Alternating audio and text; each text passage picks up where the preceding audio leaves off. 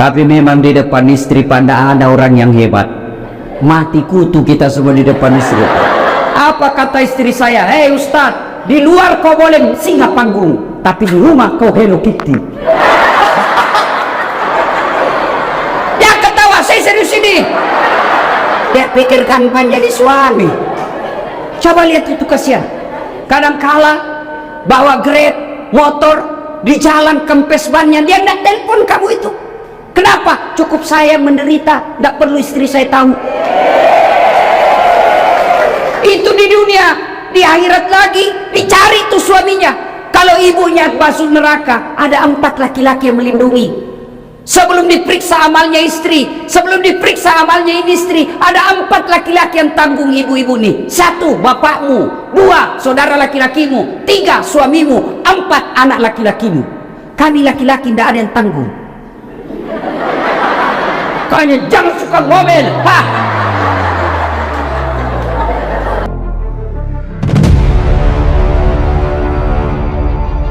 Sukakah kamu memakan bangkai sesama manusia? Dan ghibah inilah yang memutuskan tali persaudaraan kita. Tidak ada orang senang dicerita. Ibu-ibu kan biasa kumpul. Kalau suamimu tenang, sopan, bicaranya halus, rajin ibadah, baik, hati-hati. Hati-hati. Kenapa? Layangan putus.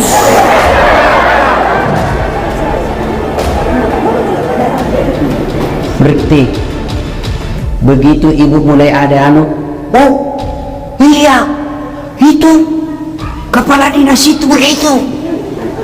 Kau tahu sinetron tadi malam jelek betul sifatnya. Langsung orang jadi korban. Bu, kalau majelis taklim yang sukses, dia akan berkata, sudah deh, tidak usah cerita kejelekannya orang. Na'udzubillah min zalik. Kita berlindung kepada Allah dari keburukan seperti itu. Belum tentu suami kita lebih baik dari suami dia. Hanya Allah saja masih tutup aib dan keburukan aib suami kita. Itu baru majelis taklim yang baik. Ini tidak, biar bukan urusannya mau dicampuri.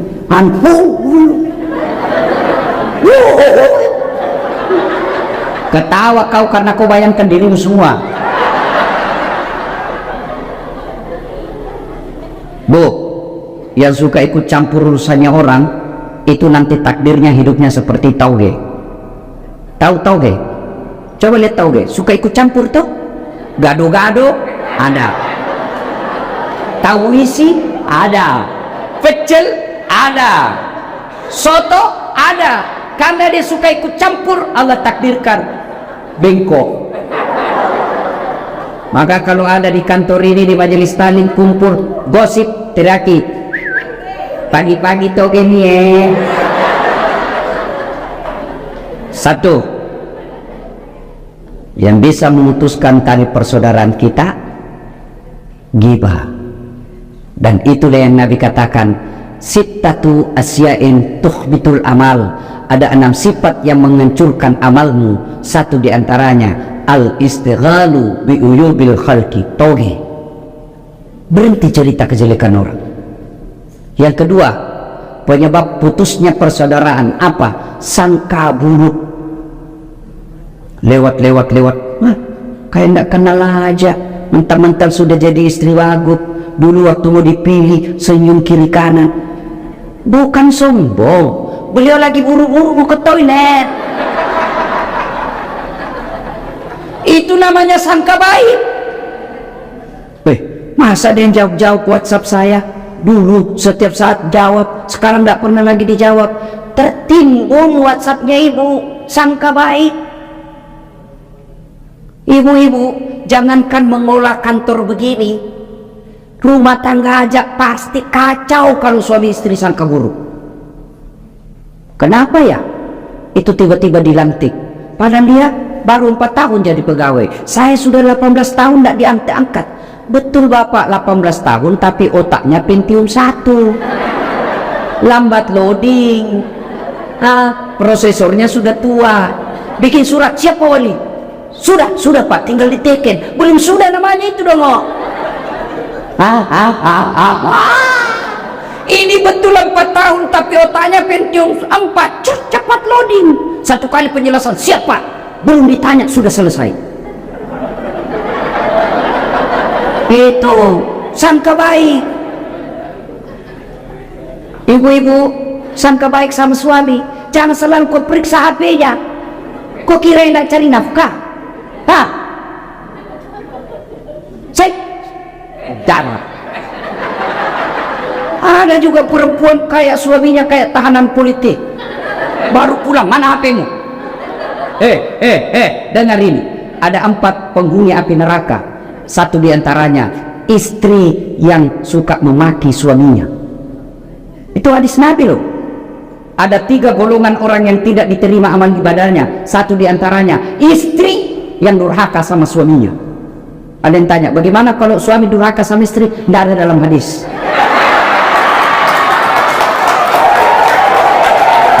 Coba lihat, coba kelakuannya nih ibu-ibu. Ustadznya aja ada komplain.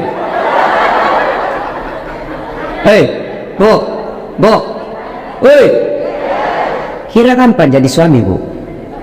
Coba lihat suami kita di kantor dimaki-maki sama wali kotanya.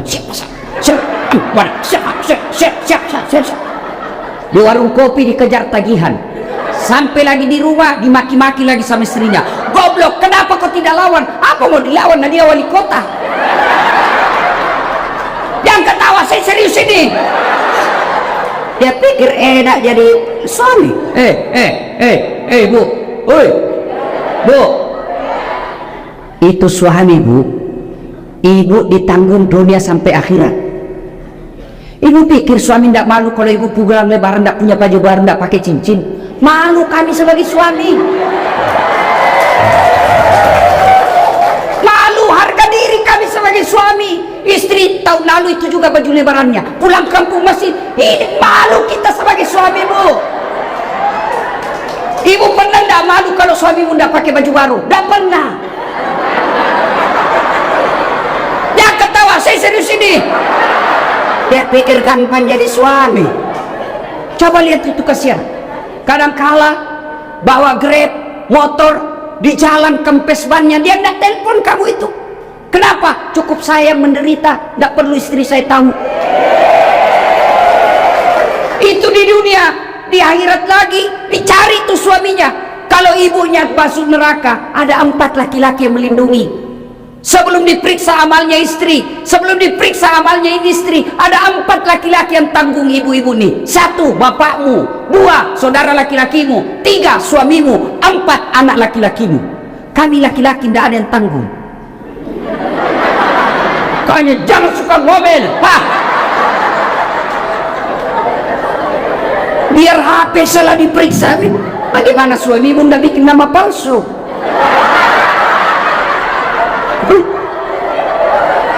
Dan saya begitu bu.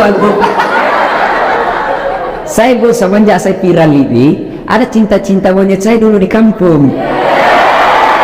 Baru setelah saya viral, kan dulu di kampung bukan siapa-siapa saya bu. Tiba-tiba viral. Dia telepon saya sekarang. Saya mau blokir. Dah enak nanti dibilang saya sombong satu kampung. Saya mau terima. Perasaannya istriku memangnya cek bagaimana kasihan. Akhirnya ku ganti namanya. Penjual batu bata.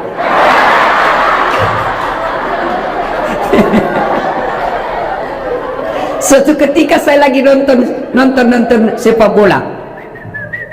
Tiba-tiba bunyi telepon. Istriku berteriak mamanya cek, Ustaz, penjual batu bata. Batu. Terpaksa saya tidak boleh panik. Kalau panik ketahuan. Santai aja. Jangan sayang, tidak usah kuangkat. Tagihan itu. Perempuan kapal takut kalau bicara tagihan. Aman saya pak. Suatu ketika saya pulang ceramah, haus lah saya. Mau minum teh. Sayangku minum teh. Saya lagi ajar anak ngaji. Si Ece lagi ajar ngaji. Oke, saya bikin lah. Mana gula? Dia bilang ada di situ di toples ada semua namanya ditulis. Saya ambil lah tulis toples gula. Saya ambil. Begitu saya minum, kenapa asin? Saya pergi lihat, isinya garam. Saya pergi komplain sama istriku, ini kau tulis gula baru isinya garam. Dia bilang HP-mu juga lain kau tulis lain isinya.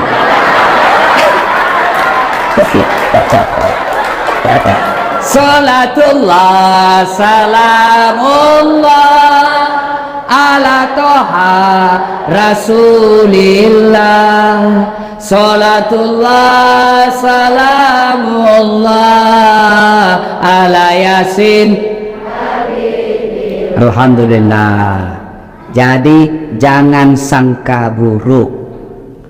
Masa suami yang carikan nafkah, yang belikan baju, yang nyicilkan mobil, yang nyicilkan rumah, masa ibu curigai terus?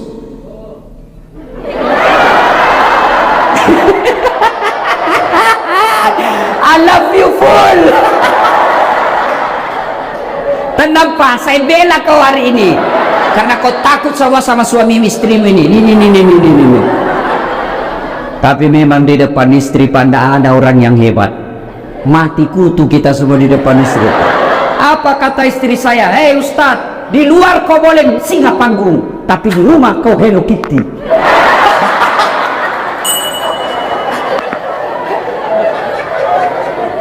Bu, telepon suami.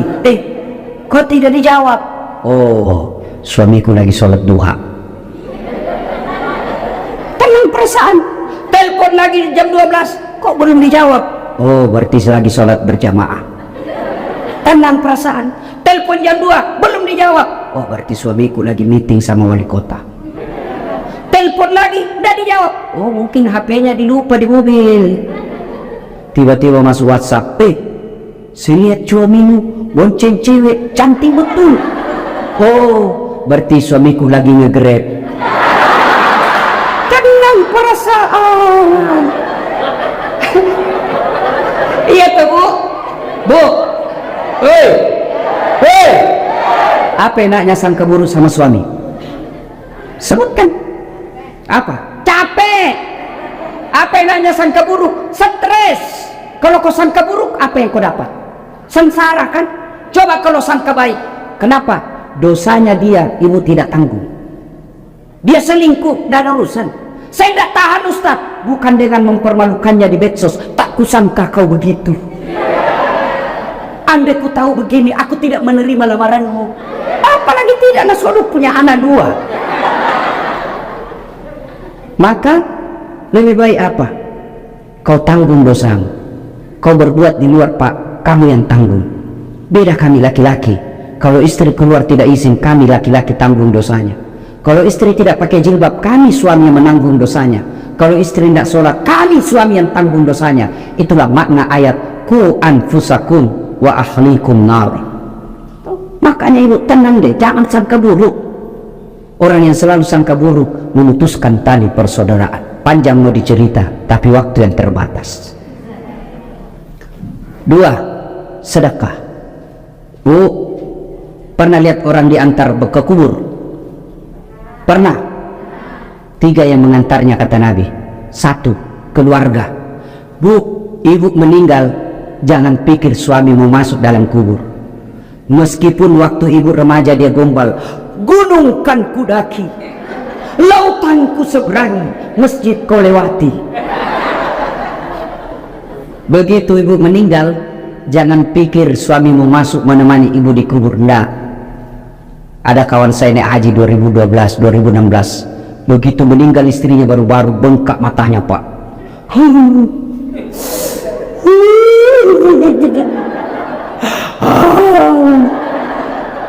Sebenarnya hebat betul ini Bapak. Biasanya kalau laki-laki meninggal istrinya sih menangis, tapi tidak sampai ngau-ngau.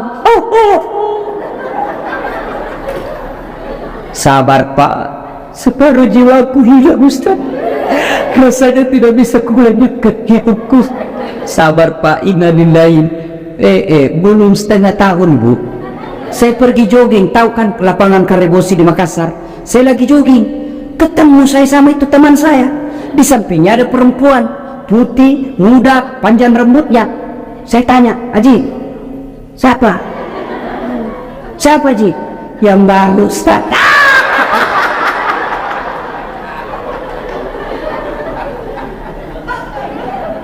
Yang kedua, mengantar ibu ketika meninggal.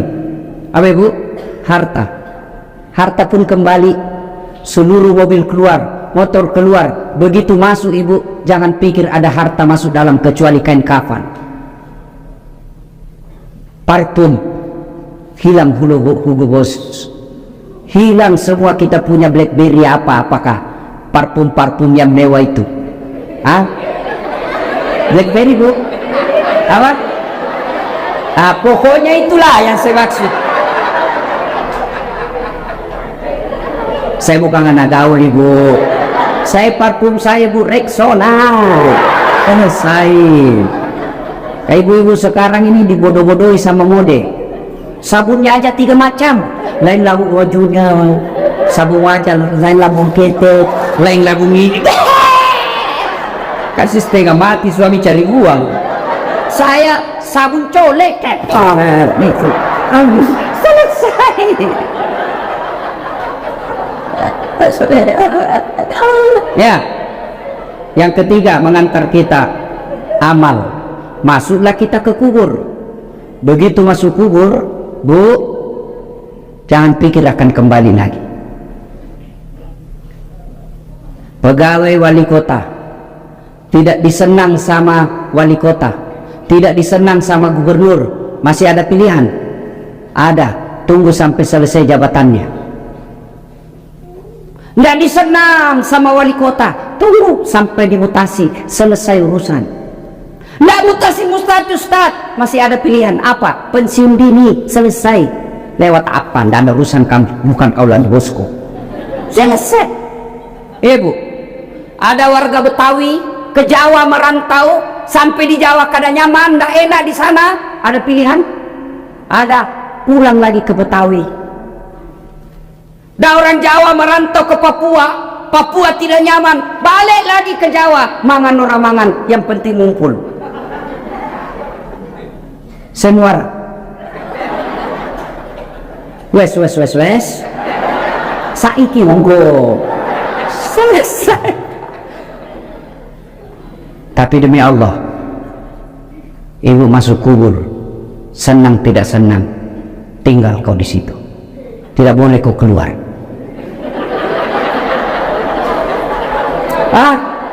Ternyata sudah masuk kubur. Nggak nyaman, keluar dulu deh. Ibu pun kalau keluar lari satu komplek. Nggak ada yang mau dekat sama ibu. Ketika sudah masuk dalam kubur, 3 aja yang bisa menolongmu, kata Nabi. Satu diantaranya sedekatun jariyah, sedekah. Mohon maaf, matur nuhun. Nih bu, jinji yang di depan ini, yang banyak emas berliannya, tuh saya lihat cincin-cincinnya bu. Jam tangannya ibu malu. Kalau meninggal siapa yang pakai perhiasan ibu? Anak, bukan, istri kedua. Dia pasti kawin lagi lah suamimu. Dia dengarlah ceramah saya, ini istriku, mamanya cek di rumah. Ustadz, itu saya dengar ceramah, kalau meninggal kawin lagi. Jadi kalau saya meninggal Ustadz kawin lagi. Saya bilang, di sini kau sayangku. Ku peluk dia sambil ku jelaskan. Ku dengar baik-baik sayangku ya, engkau permata hatiku. Jangankan kau mati, kau masih hidup saja, saya selalu berpikir kawin lagi. Apalagi kalau kau sudah mati. Daripada ibu-ibu itu emas berlian dinikmati orang istri kedua, mending ibu kirim ke kubur sekarang. Sedekah. Dan enaknya menjadi istri wali kota, istri sekda, istri wagub, meskipun palsu tetap orang bilang asli. Iya toh, kalau ibu wagub pakai, pasti orang bilang asli dong, padahal belinya di Tanah Abang. Iya, maka keliru orang kaya. Kalau saya kaya, mending saya pakai yang palsu, orang pasti tahu asli. Tapi kita orang miskin, biar sudah asli, orang bilang dari mana kau dapat.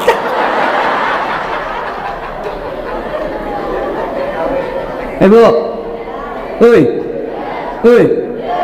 ibu Suami mulai lain-lain, mulai ibu curiga, kenapa ya ini suami saya selama ini tidak pernah pakai parfum, setiap mau keluar sekarang cari parfum, kalau tidak ada parfum dia cari pengaruh ruangan. Itu 50% ibu wajib curigai. Kenapa ya setiap terima SMS selalu masuk toilet? 70% itu ada masalah. Daripada ibu curhat di medsos, cerita ke tetangga, cerita ke majelis taklim, cerita ke ibu PKK, mereka demi Allah tidak mampu memberikan menyelesaikan masalah. Lebih-lebih curhat kepada Allah. Doa namanya dalam salat hajat, ibu menangis di hadapan Allah. Tapi saya tidak tahu baca doanya, Ustaz. Doa bukan membaca, doa bukan menghafal, doa itu curhat. Bahasa Arab bukan, bahasa Belanda boleh, bahasa Betawi silakan, bahasa Inggris kalau kau tahu. Bahkan boleh pakai bahasa isyarat.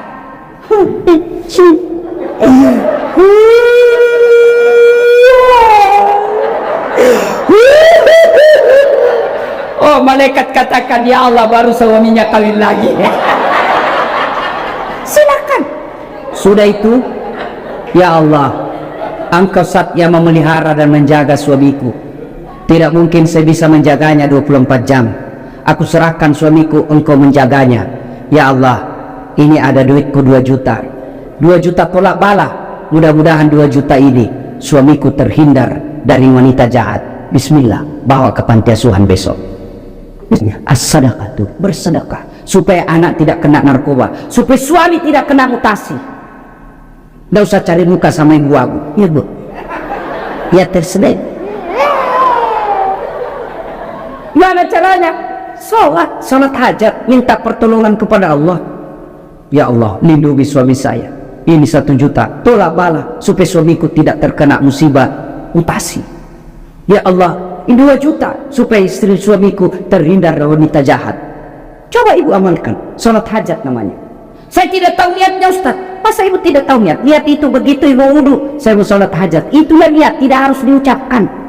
Mau ucapkan, sholli sunnatal hajati, raka'ataini lillahi ta'ala, Allahu Akbar. Tidak hafal bahasa Arab, bahasa Indonesia. Saya niat sholat hajat, 2 rakaat sunnah hukumnya bagi saya lillahi ta'ala, Allahu Akbar. Itu pun tidak hafal. Berdiri tegak menghadap kiblat Tuhan, sholat hajat ya, Allahu Akbar. Salatullah, salamullah ala toha rasulillah. Salatullah, salamullah ala yasin. Allahu Akbar.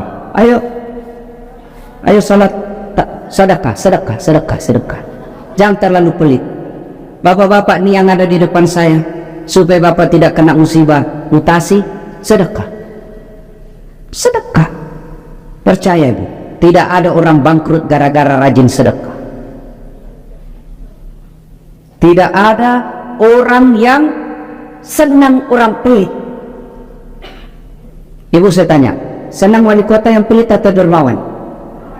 Senang ibu wagub yang pelit atau dermawan? Senang tetangga yang pelit atau dermawan? Senang yang mantu dermawan atau pelit? Tidak ada orang suka orang pelit. Bahkan orang pelit sekalipun tidak senang sama orang pelit. Jangan kau ke rumahnya, pelit dia, padahal dia juga pelit. Begitu jeleknya itu sifat pelit. Tolong carikan saya di Jakarta Selatan ini yang bangkrut dan sengsara gara-gara rajin sedekah. Tak ada. Ada 10 golongan sahabat Nabi yang dijamin pasti masuk surga. Nabi keluar dari bibir beliau, 10 sahabatku yang pasti dijamin masuk surga. Dari 10 itu 7 diantaranya adalah mereka pengusaha yang dermawan. Sedekahlah. Ustaz, kita mau sedekah tapi kan kita miskin. Sedekah tidak harus banyak. Sedekahnya seorang ibu cleaning service, 5 bungkus nasi bungkus jauh lebih mulia daripada 100 bungkus kepala dinas. Kenapa? Kalau 5 bungkus dari cleaning service murni duitnya 100% dia sedekahkan. Tapi kepala dinas duitnya pendor. Ayo sedekah. Ibu bapak yang saya muliakan, pada akhirnya tujuan puasa membentuk ukhuwah dan melahirkan insan-insan yang dermawan. Mudah-mudahan kita hadir di tempat ini. Kalau ada yang selalu terlanjur memutuskan silaturahmi gara-gara pilpres, baikanlah, karena Pak Prabowo dan Pak Jokowi sekarang sudah satu paket. Berhentilah bermusuhan, cebong kampret, tidak ada gunanya untuk kalian. Yang kedua, kalau ada rezeki Allah berikan, sedekahkanlah supaya Allah tambah 700 kali lipat. Demikian, mudah-mudahan ada manfaat. Lebih dan kurangnya mohon dimaafkan. Ibu Wagub tadi berpantun, saya pun mau berpantun. Burung cendrawasih di atas batu. Terima kasih dan thank you. Assalamualaikum warahmatullahi wabarakatuh.